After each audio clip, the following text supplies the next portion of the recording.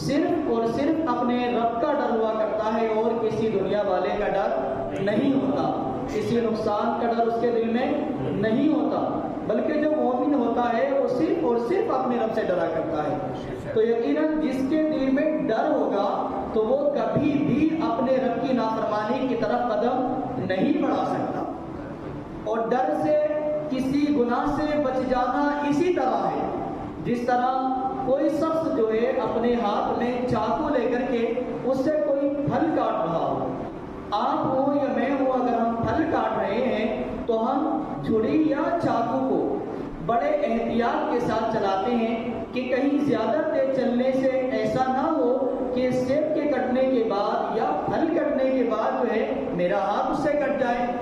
اس وجہ سے جو شخص کاٹنے والا ہوتا ہے وہ اس کو بڑی احتیاط کے ساتھ کاٹتا ہے کہ کہیں ہاتھ نہ کٹ جائے۔ اسی طرح کوئی شخص بھی جو ہے جس کے دل میں خوف خدا ہوتا ہے تو جب اس کے دل میں کسی گناہ کا ارادہ آتا ہے، کسی گناہ کا خیال آتا ہے تو وہ اپنے قدم کو یہ سوچ کر کے گناہ سے پیچھے ہٹا لیتا ہے کہ کہیں میرا رب مجھ سے ناراض نہ ہو جائے۔ کیا میرا رب مجھ سے ناراض نہ ہو جائے۔ عزیزان گرامی وقار، ہم سب کو اپنے رب سے ڈرنا چاہیے، اور جو اللہ سے ڈرتے ہیں پھر وہ اللہ کی نافرمانی نہیں کیا کرتے، اور ڈرنے کے لیے بھی علم کی ضرورت ہوا کرتی ہے۔ اللہ فرماتا ہے انما یخشی اللہ من عبادہ العلماء، اللہ سے اس کے بندوں میں وہی ڈرتے ہیں جو علم والے ہیں۔ کیا اللہ سے اس کے بندوں میں وہی ڈرتے ہیں جو علم والے ہیں؟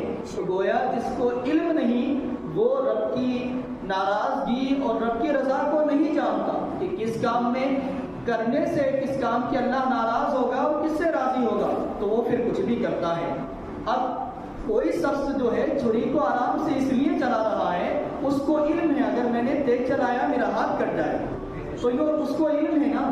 اور جس کو علم ہوگا کہ اگر میں نے جھوٹ بولا میرا رب مجھ سے ناراض ہو جائے گا، میں نے نماز کو چھوڑا میرا رب مجھ سے ناراض ہوگا، اور اس پر مجھے کہیں ایسا نہ ہو کہ رب مجھے جہنم میں ڈال دے، تو جب اس کے دل میں یہ ڈر ہوگا تو وہ نماز چھوڑنے سے بھی بچے گا، جھوٹ بولنے سے بھی بچے گا، کسی گناہ کے قریب جانے سے بھی بچے گا، برائی کرنے سے بھی بچے گا، بد نگاہی سے بھی بچے گا، زنا سے بھی بچے گا، اور بدگوئی سے بھی بچے گا۔ گویا کہ وہ ہر گناہ سے بچنے کی کوشش کرے گا۔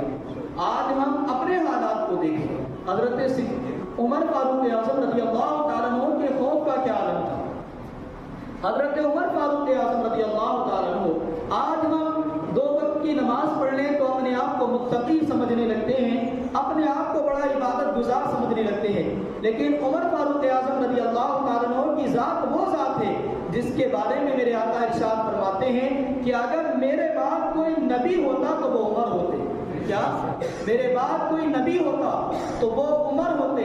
اور نبی کریم صلی اللہ علیہ وسلم نے ارشاد فرمایا کہ جس راستے سے عمر گزر جائیں اس سے شیطان اپنا راستہ تبدیل کر لیتا ہے۔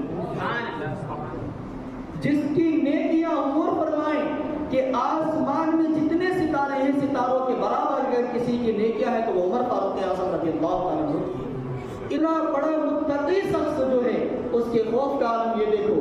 حضرت عمر فاروق اعظم رضی اللہ تعالیٰ عنہ کے خوف کا یہ عالم تھا، آپ اللہ سے اتنا ڈرا کرتے تھے کہ جب کوئی آیت قرآن مقدس کی سنا کرتے تو آپ بے ہوش ہو جایا کرتے تھے۔ کیا بے ہوش ہو جایا کرتے تھے آپ؟ حضرت عمر فاروق اعظم رضی اللہ تعالیٰ عنہ خدا کے خوف سے اتنا رویا کرتے تھے کہ آنسو بہنے کی وجہ سے آپ کے دونوں رخساروں پر یہ نشان پڑ گئے۔ اللہ اکبر۔ ایک دن آپ ایک تنکے کو اٹھاتے ہیں اور کہتے ہیں کاش میں کوئی قابل ذکر چیز نہ ہوتا، ایک تنکا ہوتا، کاش میں کوئی قابل ذکر چیز نہ ہوتا، ایک تنکا ہوتا، کاش میری ماں مجھے نہ چلتی۔ یہ اس شخص کے خوف کا عالم ہے جس کو نبی کریم صلی اللہ علیہ وسلم نے جنت کی بشارت سنا دی، جن کی نیکیاں آسمان کے ستاروں کے برابر ہیں، جن کو دیکھ کر کے شیطان اپنا راستہ تبدیل کر لیتا ہے، ان کے خوف کا عالم یہ ہے۔ اور ہمارا کیا خوف ہے؟ ہمیں کوئی خوف نہیں رہتا، اسی لیے ہم نمازوں کو بھی قضا کرتے ہیں، اسی لیے آج ہم برائیوں میں مبتلا ہیں۔ عزیزان گرامی وقار، ہمیں اپنے اعمال کی اصلاح کرنی چاہیے، ہمیں اپنے رب سے ڈرنا چاہیے اور گناہوں سے بچنا چاہیے۔ اللہ ہم سب کو گناہوں سے بچنے کی توفیق عطا فرمائے۔ حضرت عقیل ابن ابی طالب فرماتے ہیں کہ جب میں ایک مرتبہ سفر پر نبی کریم صلی اللہ تعالیٰ علیہ وسلم کے ساتھ نکلا تو راستے میں 3 واقعے پیش آئے، جن میں سے ایک واقعہ جو میں آپ کے سامنے پیش کر رہا ہوں۔ کہتے ہیں مجھے راستے میں پیاس لگی، بڑی شدت کی پیاس لگی، تو میں نے نبی کریم صلی اللہ علیہ وسلم کی بارگاہ میں عرض کی حضور پیاس لگی ہے۔ آپ نے فرمایا کہ سامنے ایک پہاڑ کی طرف اشارہ کرتے ہوئے کہ جاؤ اور اس پہاڑ سے جا کر کے کہنا کہ نبی کریم صلی اللہ علیہ وسلم کا حکم ہے اگر تجھ میں کچھ پانی باقی ہے تو مجھے پلا دے۔ کیا کچھ پانی باقی ہے تو مجھے پلا دے، کچھ پانی باقی ہے تو مجھے پلا دے۔ اللہ اکبر۔ دیکھیں کچھ لوگ کہتے ہیں کہ نبی کو اختیار نہیں، لیکن پہاڑوں پر بھی میرے نبی کا اختیار ہے، اس سے بھی کہ اگر پہاڑوں کو حکم دے دے پہاڑ بھی پانی پلا دے، یہ میرے نبی کی شان ہے۔ تو حضرت عقیل ابن ابی طالب فرماتے ہیں کہ میں گیا اور جا کر کے میں نے پیڑ اس سے پہاڑ سے کہا، اے پہاڑ، نبی کریم صلی اللہ علیہ وسلم نے ارشاد فرمایا ہے اگر تجھ میں کچھ پانی باقی ہے تو مجھے پلا دے۔ تو پہاڑ کا جواب سنیں، پہاڑ کہتا ہے کہ عقیل، خدا کی قسم مجھ میں کچھ پانی باقی نہیں ہے، جب سے میں نے یہ آیت کریمہ سنی ہے وقودها الناس والحجارہ، یعنی کہ اپنے گھر والوں اور اپنے اہل و عیال کو اس آگ سے بچاؤ جس کا ایندھن آدمی اور پتھر ہیں، تو میں جب سے خدا کے خوف سے اتنا رویا ہوں کہ مجھ میں پانی باقی نہ رہا ہے، کہیں میں وہ پتھر نہ ہوں جس کو جہنم میں ڈال دیا جائے۔ ایک پتھر تو خدا کے خوف سے اتنا روئے کہ کہیں مجھے جہنم کی آگ میں نہ ڈال دیا جائے۔ ذرا ایمانداری سے بتانا کہ جب آپ بستر پر سو رہے ہو اور جب دل میں جو ہے گناہ کا خیال آیا کہ میں فون پر جو ہے کسی غلیظ چیز کو دیکھوں یا بری بات کروں، تو کیا کبھی یہ خیال آیا کہ کہیں ایسا نہ ہو کہ میرا رب اس جہنم کی آگ میں مجھے ڈال؟ سوچئے اور گناہوں سے بچیے اور اپنے دل میں خدا کا خوف پیدا کریے۔ جس کے دل میں خدا کا خوف پیدا ہو جاتا ہے اللہ تبارک و تعالیٰ اسے بڑی عظمت برکت عطا فرمایا کرتا ہے۔ اور رب فرماتا ہے وَلِمَنْ خَافَ مَقَامَ رَبِّهِ جَنَّتَانِ، جو اپنے رب کے حضور کھڑے ہونے سے ڈرا اللہ اس کو 2 جنتیں عطا فرمائے، اس کو 2 جنتیں عطا فرمائے گا۔ تو جو رب سے ڈرتا ہے پھر دنیا کا خوف بھی اس سے نکل جاتا ہے، پھر وہ رب کی نافرمانی کی طرف نہیں بڑھتا۔ اور رب سے ڈرنے کے لیے، خوف خدا پیدا کرنے کے لیے ضروری ہے کہ علم دین کو حاصل کیا جائے۔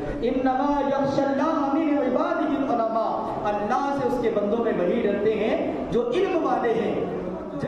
جہنم کو قریب لایا جائے گا اور جہنم کی آگ جو ہے حضور صلی اللہ علیہ وسلم کی امت کی طرف بڑھ رہی ہوگی، تو آپ کے امتی اس کو واسطہ دیں گے کہ تجھے نمازوں کا واسطہ واپس ہو جا، روزوں کا واسطہ دیا جائے گا، زکوٰۃ اور صدقے کا واسطہ دیا جائے گا، لیکن وہ آگے بڑھتی جائے گی۔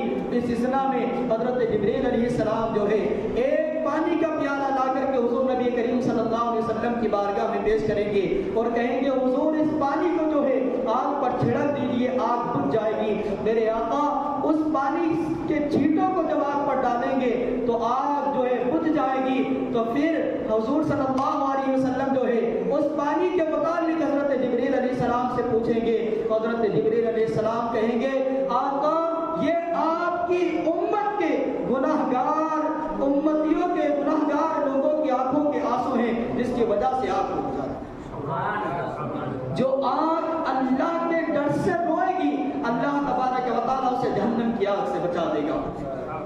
جب بروز حشر کسی چیز کا سایہ نہ ہوگا اللہ 7 قسم کے لوگوں کو اپنی رحمت کا سایہ عطا فرمائے گا۔ ان میں سے ایک شخص وہ ہوگا جس کو کسی عورت نے جو حسن و جمال والی ہو گناہ کی دعوت دی ہو اور اس نے یہ کہہ کر کے اس سے انکار کر دیا کہ میں اللہ سے ڈرتا ہوں، میں اللہ اپنی رحمت کا سایہ عطا فرمائے گا. اور ایک وہ شخص ہوگا جس کی جو ہے جوانی، جو جوان اللہ کی عبادت کرتے ہوئے ہوا ہوگا. تو اس لیے آپ جوان ہو رہے ہیں، آپ کی زندگی کے دن گزر رہے ہیں، تو وہ پھر خدا کے خوف سے ڈرتے ہوئے اور اللہ کی عبادت کرتے ہوئے گزرنا چاہیے.